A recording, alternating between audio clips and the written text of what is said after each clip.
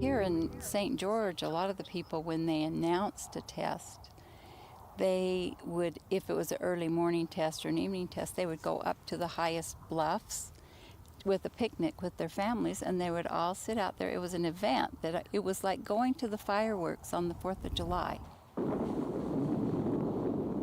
They would all take picnics and their children go up there and wait and watch the tests come.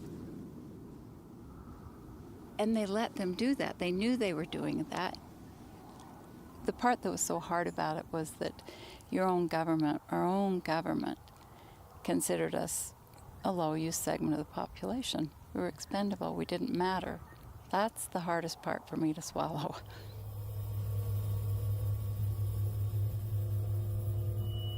In the early days, I think there was not as full an appreciation of the consequences of being exposed to radiation.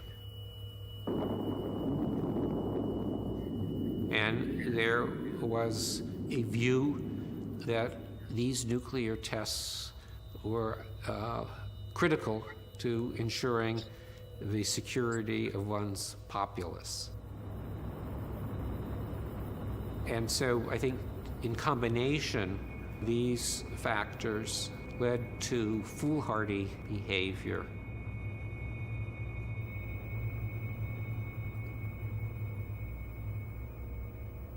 The civil defense measures propagated in the 50s also seem painfully naive.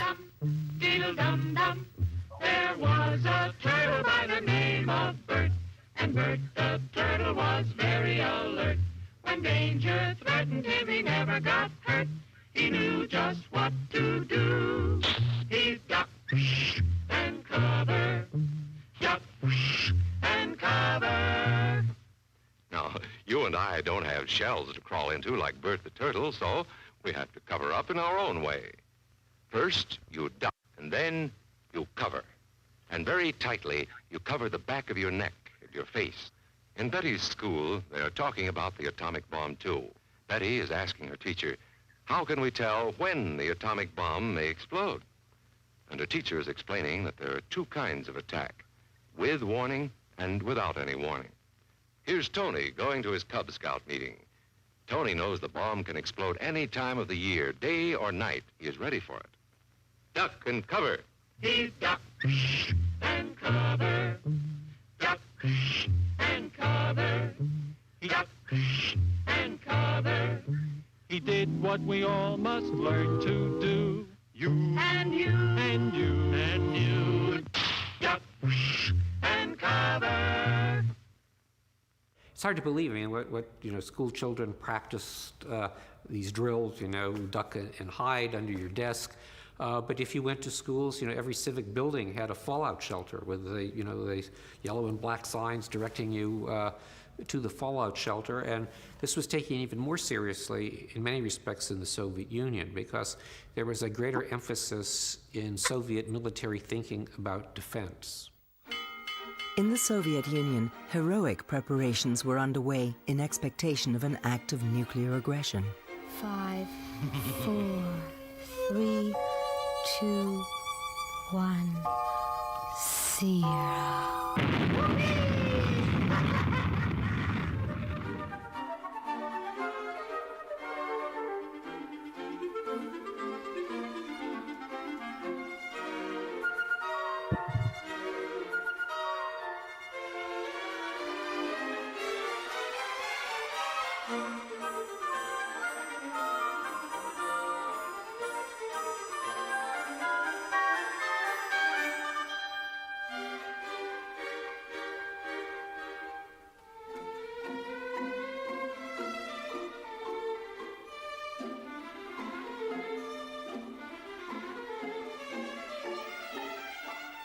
The morale of the Soviet people is unshakable.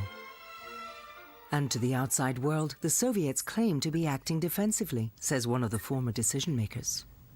The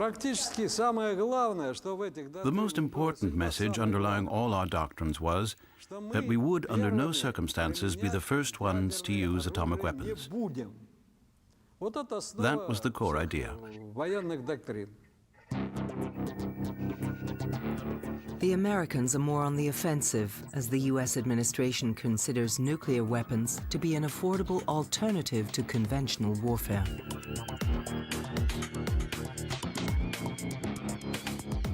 And there was this perception that nuclear weapons did provide you with economic savings. They were seen as, I mean, the expression was more bang for the buck. I mean, the Russian equivalent, some talked about more rubble for the ruble. Oh, give me your attention. There's been a new invention. Atomic fan number 1, President Eisenhower. He pushes nuclear armament with great enthusiasm. It's one that you have heard about, but few have ever seen. It came about because they made a big atomic bomb. Today, the bombs referred to in Doris Day's song are on display in a museum in Albuquerque, New Mexico. I tick, tick, tick. Why do I tick, tick? What amazing trick. Our guide through this apocalyptic amusement park, Dwayne Hughes. He designed nuclear arms for the U.S. military. Realistic tick. You're looking at the M65 atomic cannon. We nicknamed it Atomic Annie. It is shoots a 280 millimeter shell. It'll shoot at 20 miles, and it has the yield of the weapon that we dropped on Nagasaki, and that's 20,000 tons or 20 kilotons. These were deployed in Germany during the Cold War, the early Cold War. It's a very large weapon. We had difficulty in Germany getting it through the roads. The roads were narrow. It was difficult to get it through the German towns, making the corners. So it had its problems. Knowing that you had an artillery piece this large probably caused the Soviets some concern, but a very intimidating weapon. The first thermonuclear bomb or hydrogen bomb that we built is the Mark 17. It weighed about 20,000 kilos. And it was so large because initially we didn't know what it would take to produce a thermonuclear reaction. That was soon replaced then by the much smaller bomb, the B-53. And that B-53 went into service back in the 1950s, and the last one just came out of service this last spring. Tick, tick, tick, and my heart beats quick. How can anything go wrong? When I'm listening to that Geiger counter song, I tick, tick all day long. I tick, tick, tick. Why do I tick, tick? What amazing trick. Makes me tick, tick, tick, tick, tick. I tick, tick, tick, an electric tick when I feel a realistic tick. In the 50s, atomic warfare was rehearsed almost 300 times. Tick, tick, tick, tick.